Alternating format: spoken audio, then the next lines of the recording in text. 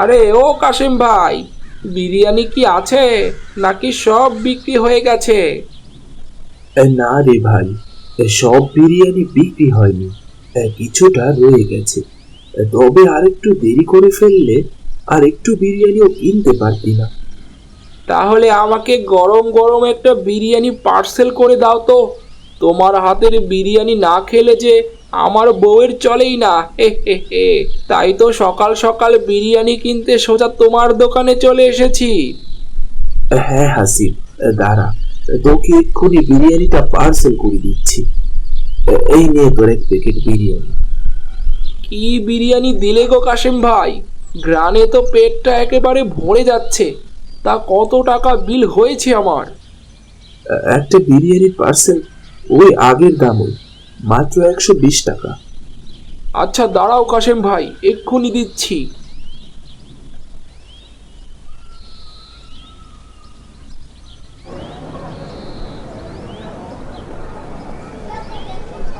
আরে ভাবি, তা আজকেও তুমি বিরিয়ানির মাংস কিনতে এসেছো কেন? কাশেম ভাই কোথায়? আর বলো না, তোমার কাশেম ভাই দোকানে অনেক ব্যস্ত আছে, তাই সে বিরিয়ানির মাংস নিতে আসতে পারেনি। দাও, আমাকে 10 কেজি ছাগলের মাংস দাও। ও, বুঝতে পেরেছি। আচ্ছা দাঁড়াও ভাবি, তোমাকে এক্ষুনি পুরো 10 কেজি মাংস দিচ্ছি। তা 10 কেজির মাংসের দাম কত এসেছে? ভাবি, 700 টাকা করে কিন্তু মাংসের কেজি, বুঝলে? 10 কেজি মাংসের দাম এসেছে মাত্র 7,000 টাকা। কি, 1 কেজি মাংস 700 টাকা? এসব কি বলছো ভাই? আমি তো কালো 500 টাকা কেজি করে মাংস নিলাম। আজ হঠাৎ 200 টাকা বেড়ে যাওয়ার কারণ কি? ওসব কারণ তোমাকে বোঝাতে পারবো না ভাবি। 700 টাকা করে কেজি মাংস লাগলে নাও, না লাগলে রেখে যাও। না না, মাংস না নিলে আমাদের বিরিয়ানির হোটেল চলবে কি করে? আচ্ছা, আমি পুরো 7,000 টাকাই দিচ্ছি।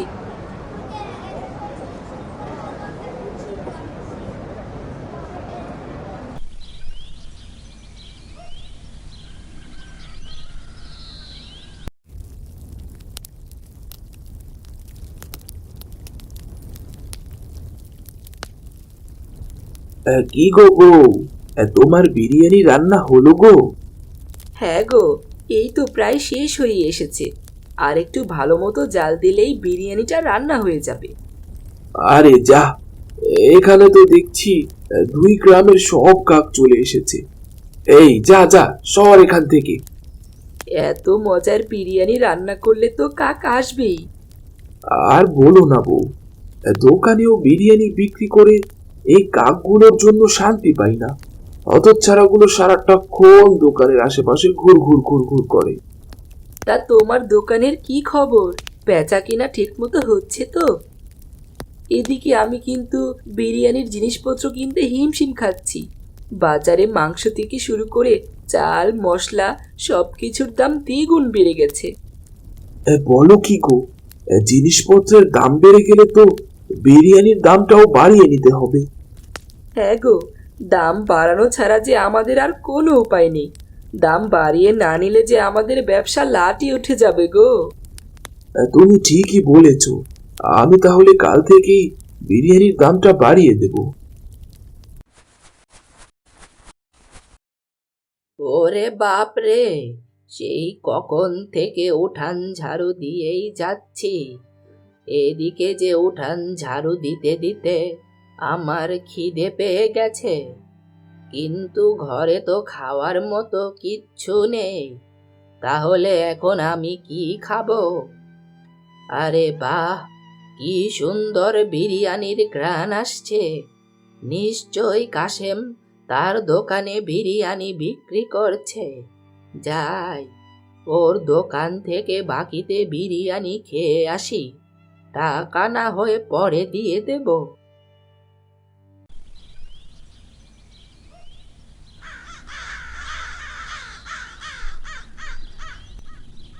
আরে মোড়ল সাহেব যে, তা বিরিয়ানি খেতে এসেছেন নাকি?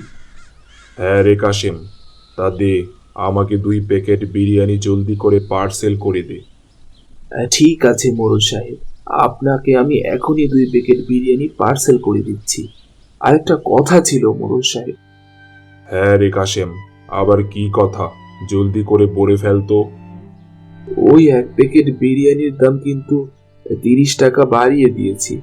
আগে যেমন 1 প্যাকেট বিরিয়ানি 120 টাকা ছিল, আর এখন কিন্তু 150 টাকা দিতে হবে। কি, 1 প্লেট বিরিয়ানি 150 টাকা? না না, অত টাকা দিয়ে আমি বিরিয়ানি কিনবো না রে। তোর বিরিয়ানি তুই খা, আমি চললাম। এত দাম দিয়ে বিরিয়ানি না খেয়ে বাড়িতে গিয়ে মাছ ভাত খাওয়াও অনেক ভালো।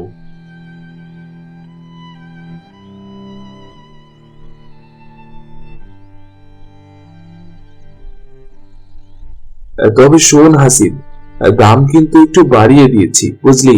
মাত্র 150 টাকা।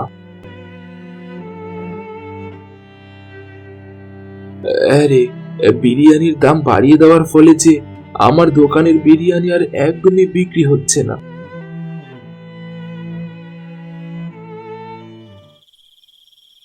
রাত হলে বুড়ি মুরগি দুটোকে ঘরে বন্ধ করে ঘুমিয়ে পড়ল। তখনই বুড়ির বাড়ির পাশ দিয়ে জগা নামের একটা চোর যাচ্ছিল। জগা হঠাৎ বুড়ির বাসার জানালায় উকি দিল। উকি দেওয়ার পর দেখতে পেল বুড়ির মুরগি দুটো একটি পাতির নিচে বন্দি আছে। জগা সাথে সাথে বুড়ির বাসার ভেতরে ঢুকে বুড়ির মুরগি দুটোকে চুরি করে দিল।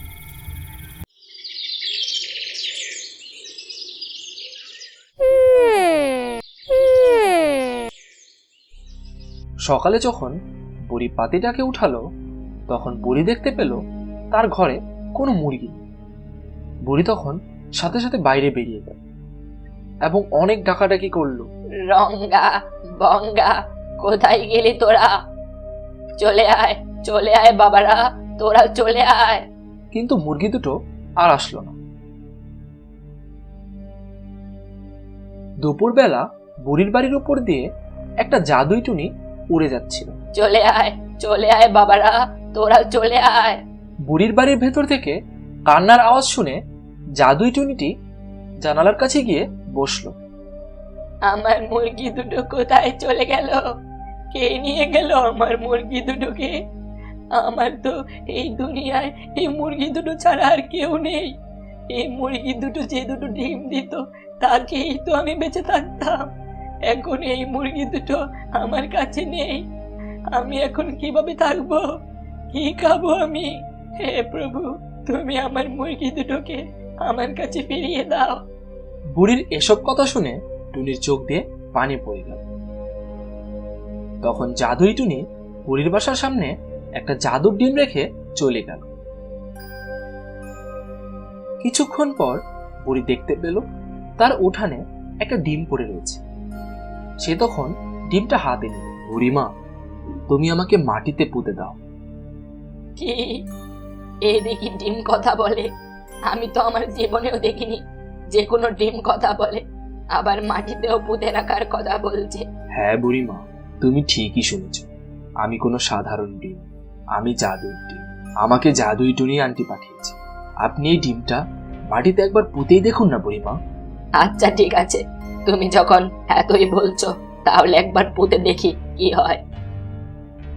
তারপর বুড়িমা সেই জাদুই ডিমটিকে মাটিতে পুঁতে দিল। পুঁতে রাখার সাথে সাথে সেখানে একটা বড় গাছ হলো এবং সাথে সাথে গাছগুলোতে ডিমও ধরতে শুরু করল। একে একে ডিম হতে হতে গাছটা ভরে গেল।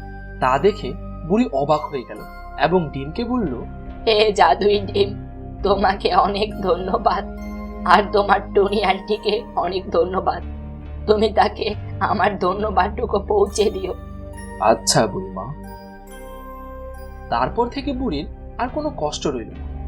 বুড়ি এখন গাছ থেকে ডিম পেড়ে বাজারেও সেই ডিম বিক্রি করে এবং এতে করে তার কিছু বাড়তি টাকাও উপার্জন হয়। কিন্তু একদিন সেই জগা চোরটা বুড়ির বাসার সামনে দিয়ে যাচ্ছিল।